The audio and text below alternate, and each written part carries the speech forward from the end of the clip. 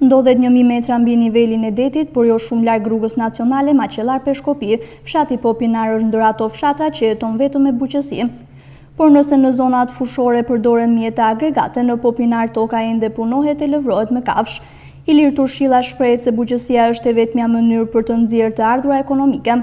Ajo është bashkë me familjen e tij duke shkulur patatet sezonale, për të cilat thotë se nuk di se çfarë të bëjë me to. Mungesa e mbështetjes së shtetit në garantimin e tregut bën që prodhimi të mbetet çdo vit stok. Turshilla thotë se pataten e bën kavalet për ta ruajtur nga prishja dhe ta shesin gradualisht. Kjo është e vetmja metodë tradicionale që mund ta ruajnë prodhimin. Për shkak të mungesës së investimeve fshati është thuajse i boshatisur totalisht. Me patate, me kual, pa mjeta po gjyq. Parment për ato luftës. S'ka treg, ku ka treg? Ku tregu? Ku tregu, i prodhojmë, zikvëqojmë. Kjo prodhimion, punojmë me shkët. Do s'ka mas një ndim as një ndim s'ka iq, nuk ka. Ambulant s'ke, spital s'ke. Jo, 8 muajt jenë. Sot, jo si shpajeshu, bo asa për sot 20 familje. 6 lajt, 7 lajt.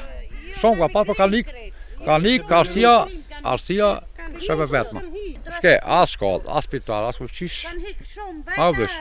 Pse ka nik. Arsia kësaj që. Zenia Hamzaj thotë se po të mos ishte buqësia, asnjë mundësi tjetër nuk ka fshati, ndërsa gjendja ekonomike ka bërë që tokat ende të punohen me kafsh. Ai shton se premtimet që bëhen në fushata elektorale nuk mbahen nga askush. Ne këto s'kemi as të ardhur nga shteti. As i gjojq. Me buqësi, ne patatën e gjo ku shajten, një pjesë kalbë, një fugim pronjave. Tokat i punim me kual, me plug, me parmend, sinkone e jeshme.